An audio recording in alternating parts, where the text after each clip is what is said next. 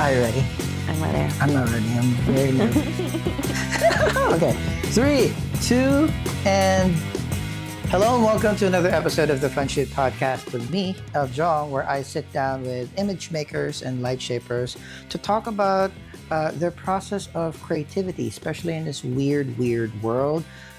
In this episode, we have an absolute bombshell of a person. Very fresh face, at least in the circuit that I've seen her. The moment that she performed at one of my friend shows, I was like, guffawed, stunned. I'm very glad that we've shot a couple of times already, and I'm very eager to get to know her more. So, Miss Jane Dove, welcome to the show. Thank you. Thank you for having me. I'm so happy to be here. Thank you for your time, your expertise. The thing with us in the community or the industry is like we work a lot together, but we don't. At least I don't necessarily have a lot of time sitting down and getting to know the people that I work with a lot. So this is an Same. excuse, one, to get to know you more, but two, get to learn a little bit more about your expertise. But before all of those, I want to start with the burning question that everybody wants to know. Who is Miss Jane Dove? Who is Miss Jane Dove? I am, like you said, new to the scene, new to the burlesque world. I just like to have a good time. I like to have fun. I like to do things. I like to meet new people. I like to travel.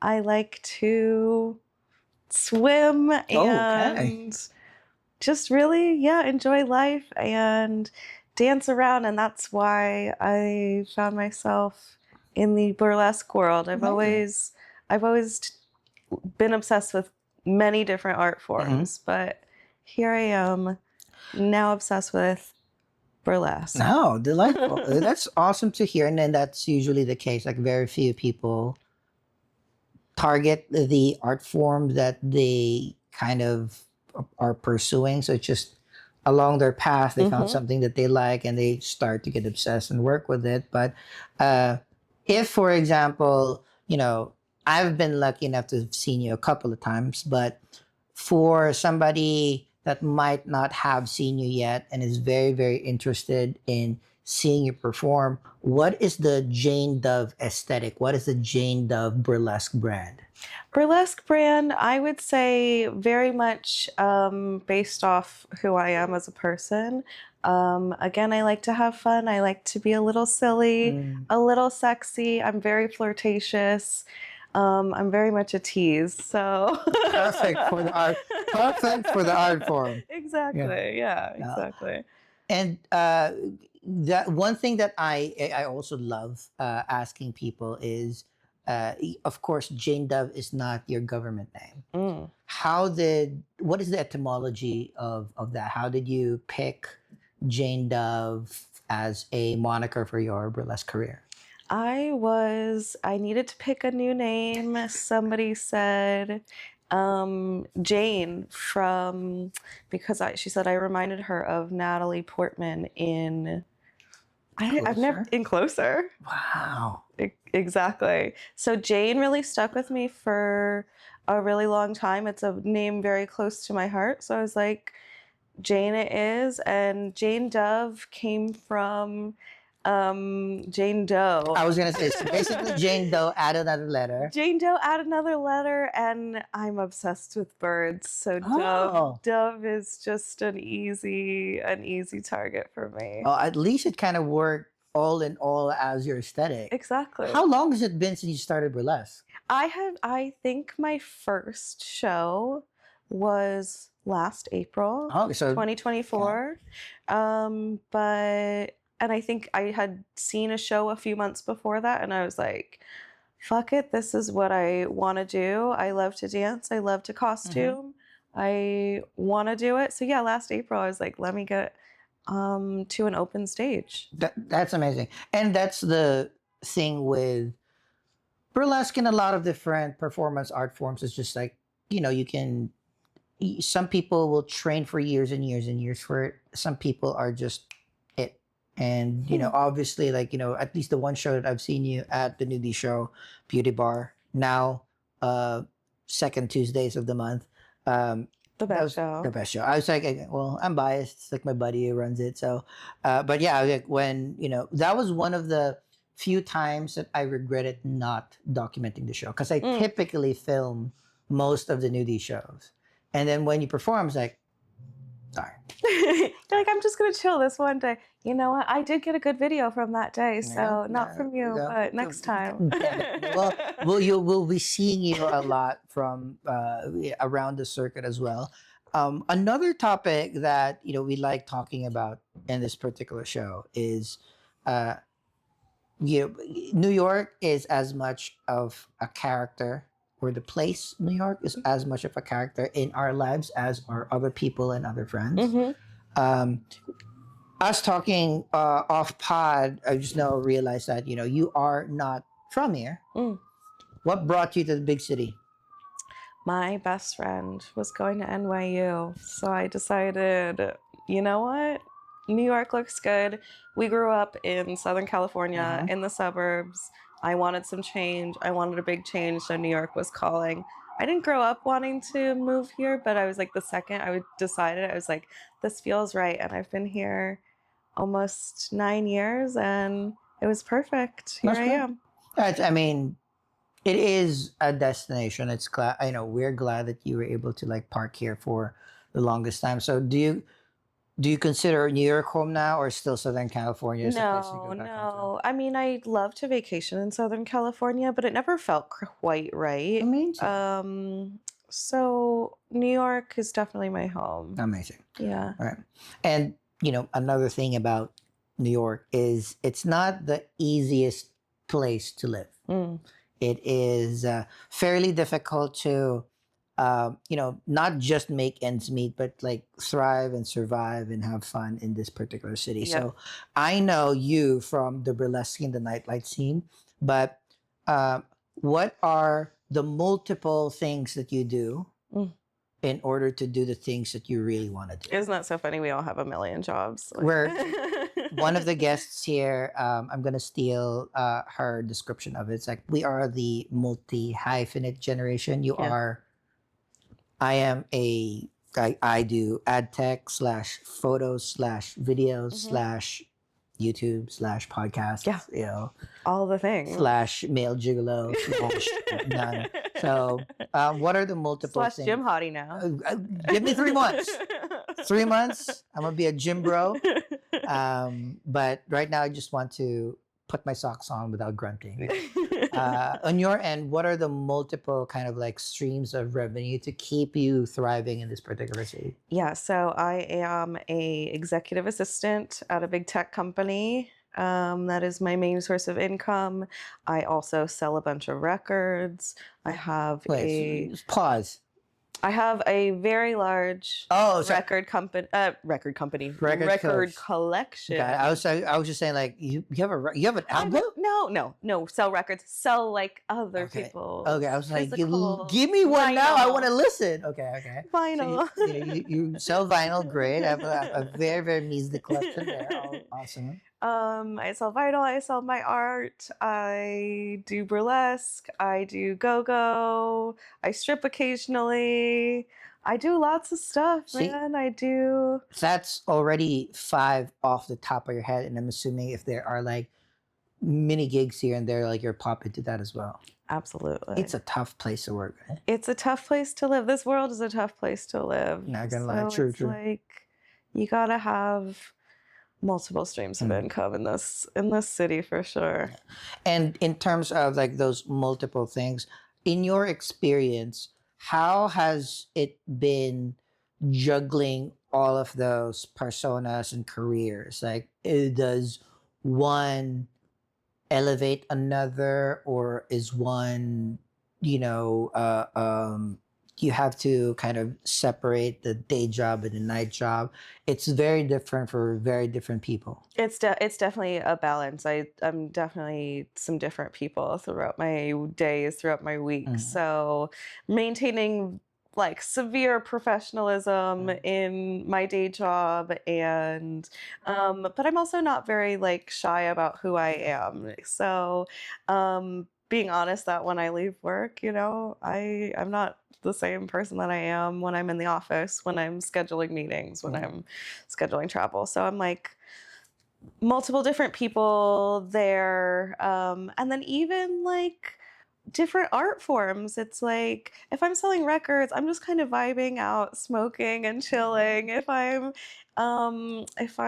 working on burlesque, I feel very serious about it. I feel like very passionate about it. So I'm going to put a lot of effort into it and then kind of go in with my confident vibes so I feel confident on the stage. So And you obviously seem like you are at shows when you've performed, at least twice that I've seen you perform. Well, speaking more of that, I guess in burlesque, like how I know just spoke about you waking up one day wanting to try in April, but what is the background um, so that you were able to like seamlessly transition into this particular art form?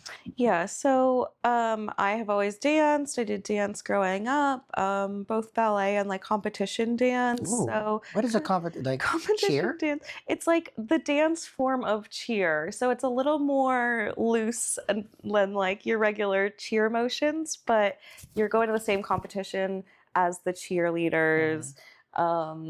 And yeah, competition dance is such a mix of different dance forms. So it's a lot of like contemporary, but then there's always like a random little like hip hop breakdown in it. So kind of a mix of that. And then when I was in high school, I was at this ballet studio and the owner of the studio was very big with musicals, Broadway. I know her daughter was on Broadway, so we very much focused on it. And that brought my love of just like performing for me, I feel like more so than like having a routine. And I have also loved costuming and making my own clothes and adjusting clothes, adding little bits and baubles to my clothes. So I think when I was like, oh, burlesque is a real thing that I can do, and I can just put all of my passions together, that's how I transitioned into it. I was just like, I need to do this. And who would you say are your biggest artistic inspirations across all of the performance aspects that you do yourself? I mean, so many people, but people that I'm really focusing on that really sparked my like, oh, this is a real thing was just going in person to shows here in New York. So I think one of the first performers I was really blown away with was Pearls Daily. Oh, congrats, Pearls, on your new baby. Congrats on your new baby. I just like met her in earnest, like I was going at a performance, and she was She's stellar, she's stellar, just the sweetest. Like came out and was like, "Are you Jane? Like it's so nice to meet you." And I was like, "Oh my gosh, it's so nice to meet you." Queerly fantastic. All right. Lucy Buttons, just such an honor to like meet her, work with her. Yeah, just top of mind have been my New York inspirations, my New York performers. Amazing. Good that those are well deserved inspirations for the art form. But I'm gonna shift back a little bit and not let go of the fact that you sell records. Right? How did you get into selling records? My sister's now ex-husband was just a big vinyl collector, and that kind of sparked my collection and kind of turned into an obsession of my partner and I's. So now I just have so much vinyl sitting around. And I was like, you know what? I listened to a lot of it. A lot of it is duplicates at this point. A lot of it, I feel like I just want to share with people and vibe out in public and get people to buy records. And so, yeah, now every once in a while, I'll just go to a market, a park, a flea market. Yeah, different spots I sell my records. And lots of fun. Me, as a very, very not big vinyl collector, I have a couple of. I try to get a record for every either festival or concert that I go to. Mm. either. So that's kind of like a remembrance, like, oh, each one of these, Yeah. apart from a few, like I haven't been to a Taylor Swift concert, but I have a Taylor Swift vinyl. But a lot of those are from bands that I've seen live. I know putting you on the spot, this was not in your brief, but what do you think is kind of like should be in everybody's mainstay as a vinyl collector? Ooh, mainstay as a vinyl collector.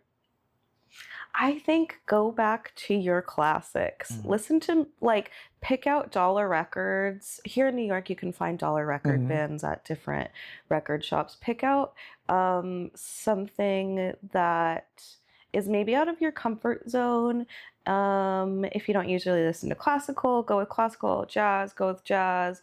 You don't listen to, like, you said you're into yacht rock, so maybe pick some random 80s electric shit Ooh. and check it out.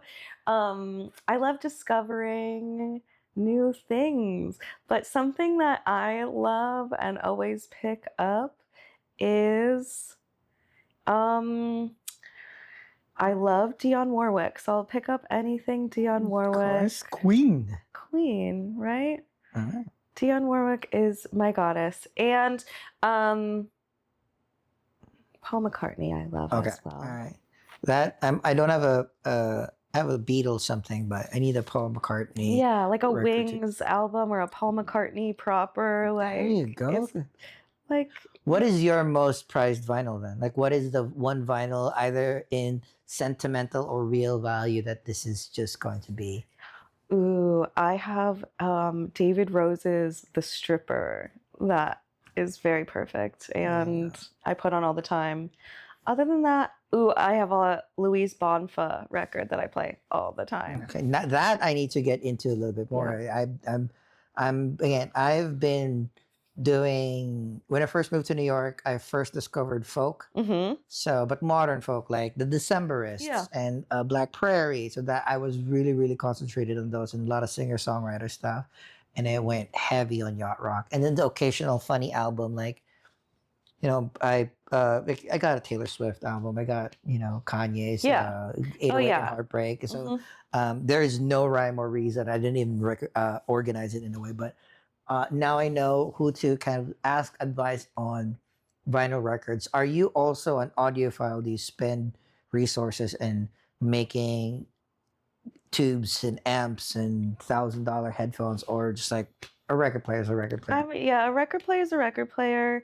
I got a very specific turntable that I found on, like, Facebook Marketplace. Some teenager had fixed up. No. This really nice record player. And other than that, I changed my needle and I'm on Spotify. I am on Spotify a lot. I like listening to old music. I like creating playlists. But what I do is I get obsessed with, like, 3 songs, and I only want to listen to 3 songs over and over again until I hate them That is a kind and of move listening. on. I'm the opposite, where because I don't know what kids listen to these days, I let Spotify say like viral hits Yeah. or TikTok, TikTok singles. So, Yes. but I need to be better. I do have friends that curates their own playlists, and I just steal those. Yeah, my bestie Tina is a great curator, There you so go. I steal from her a lot They too. have, yeah, and I like that they describe the vibes very clearly, like Mhm. post breakup rejuvenation playlist. Exactly. And I think that is very important. Like, the hyper specific playlist, and it'll give it to you, like, at this point it'll, like, AI playlists for you, and will give you, That's like, true.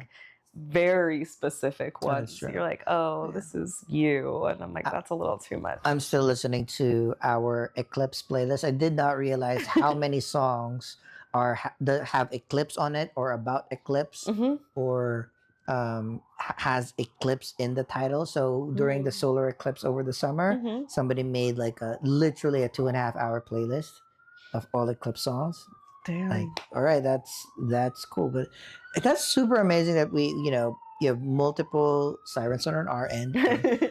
You have multiple expertise performing, dancing, executive assistants. This is still generally a photography podcast. I like bringing people that we want to get their opinion and expertise on certain things. So one of the things that I personally, as a photographer or a videographer, like always learning because every person is different is how in your opinion or for Jane Dove, now that you're doing a lot of these things, what makes an environment most conducive for creating good stuff? Like, what would you like other photographers and other models to kind of think about, do, or keep in mind so that you create the best possible work that you can? Good question. I think that communication, like any other relationship, is key. And between photographer and model and like the people on set, it's all about communication to me. So asking questions, feeling like you can ask questions.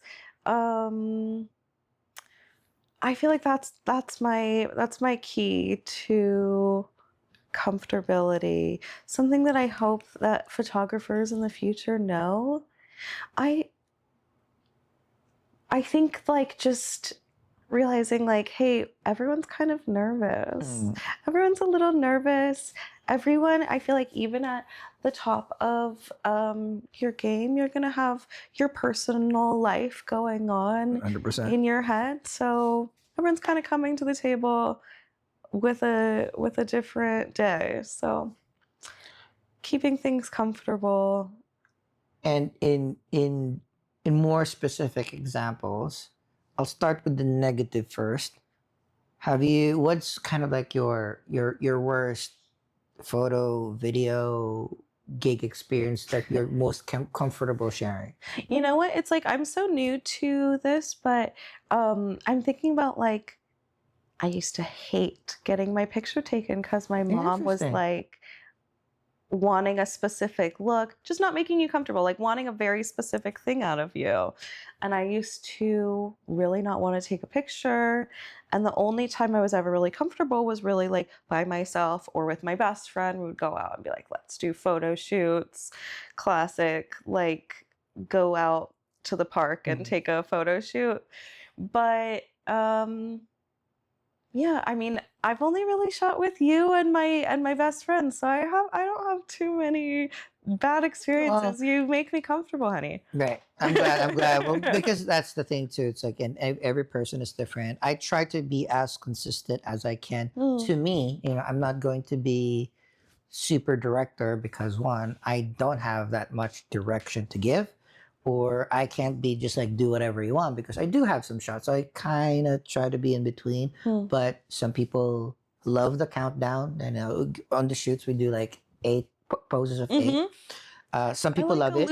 I like a loose structure, which is totally what you give. Yeah, some people love it. Some people hate it, like Lucy. That's why we don't shoot a lot because she doesn't want the 8s. She wants like a full hour of just straight shootings. Like that's not. I'm too tired. Interesting. No. So it's good to have this library of different opinions so that we can still find a lot of consistency across all the people that I have in the same chair in my casting couch.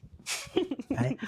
No, but yeah, a lot of people do say communication in various different forms, right? Speaking of producing good things and in our art forms, you've been doing burlesque for gonna be almost a year soon. What has been the most two things? What is the most memorable performance or gig that you've been? And two, what is the most proud of performance that you've done? And maybe not just even burlesque, because I know you do other things, other performance things as well. My most memorable performance was I got to shoot. Not shoot. I got to perform at Kidda's birthday party. Kitty themed, amazing. Coney Island, Coney Island, just such a spectacular group of people, so many like new people to meet. I was just starstruck, and I really loved my performance that day as well because I think I was just so in awe and having a really good time fangirling. So I think, and so yeah, definitely my most Mhm. memorable. I remember Bambi the mermaid said I Yeah. was very beautiful, and You are. I think Yeah. I'll think about that for Yeah. the rest of my life. Kita is also a friend of the show. Love you, Kita. Hot Fix Side Show. Every Hot Fix Side Show is kind of stellar. I've missed Incredible. filming the last few ones just because of scheduling conflicts, but not gonna miss the next one. Next time, yeah. Yeah, the Tunnel of Love one this February. I'm not gonna miss it. Right? Yeah, truly a great just day in general. My most proud of, I think, was probably my open stage, my first set, because I had no idea what I was doing other than like seeing other people perform. I'd never taken a class, so I was like, let me just go, and I think I did really great, and I really Was your enjoyed it. first one nudie show It or Club was Coming? Club Coming. Okay. Yeah. All right, because like I think I wasn't there at the Club Coming. I'm sure you crushed it as well, but you broke necks during the nudie show for sure. It was such a good time. I love the nudie All show. right, so yeah, the first time was always memorable, and I am Your first very time is always memorable. yeah. Well, I memorable in a super good way, super bad way, but it's gotta be Some memorable. way. But I'm very very excited to kind of like see what's gonna happen or see how you feel in the next few years and see the library of performances. Right? Okay. I never stop evolving, so I can't wait to see where I go. You'll probably have a vinyl act at some point. You'll be I know mixing I and need to like scratching. learn how to DJ with When some records. yeah. I have all these records. 100%, yeah. Right? Actual, not just like virtual DJ, but DJ, mix it with a Definitely. board and stuff. That's amazing. And, I know we've discussed a lot, and we are still, again, coming back. This is still a photography podcast. Mhm. And the reason why Jane is here is we just finished our second shoot. Yes, we did. As per usual, it sucks because I usually want a manageable number of awesome shots. We have too many. That's hard to pick, So usually when it's hard to pick, I'm just gonna pass the buck to you. But it is super. It's gut wrenching to not pick all of the shots because there are too many hot shots that you Too pick. hot to handle. So in the same vein, I always try to, or I always do ask the guests of this podcast to tell us what their favorite image is. And I typically try to keep it loose, like it's either your image, somebody else's image or inspiration. Tell us what your favorite image is, and then I will it's gonna be somewhere here. You'll see it in between us as we discuss the photo. All right. Yeah. My favorite shot is shot by you, honey. I'll Venmo you later. Incredible shoot. Like I said, not much experience shooting in general, so I felt really comfortable. I think that I was pretty stiff and still I had great shots. So my favorite shot is one of the bright shots that we did together in one of my very cute sets, and I'm posing and I just feel good. It's I think it's my most used photo right now. I'm like, if like anyone needs a photo of me, I'm like, here you go. I have just the perfect one for you. It's kind of like a nude lingerie set, Mhm. right? Do you remember what? I don't know what cuts those are, right? Is there like a specific? It cut is of it? a 3/4 cut. No, I mean like the lingerie itself. Oh, It's like a simple bikini, it's right? just a simple bikini Mm, cut. yeah, Yeah. When I let me just take a look at this photo. I'm like, what am I? It is one that I ended up bedazzling Mhm. later. Oh, there you go. But for this shot, it's like just this beautiful little journal set that I have always adored, Mhm. and I feel comfortable. I feel good, and yeah. Okay. I promise I didn't pay. But no, I love. I'm always honored when people pick my shots, even as their profile photo or one of their favorite photos. And that's the thing, we don't get to really communicate that to the people that made it, right? So it's an honor for me to hear it straight from the horse's mouth. But on the other end too, I always still am in disbelief of how you say you haven't shot a lot or you don't have a lot of. It's killer. Maybe we should thank the parents for the genes because it's just. And it was funny too because when I met you at one of the shows, you had very curly hair, right? You had like waves. Yeah. And then when we shot, it was straight. And at first, I was like, "Oh, I was expecting the curly hair," and then now it's straight.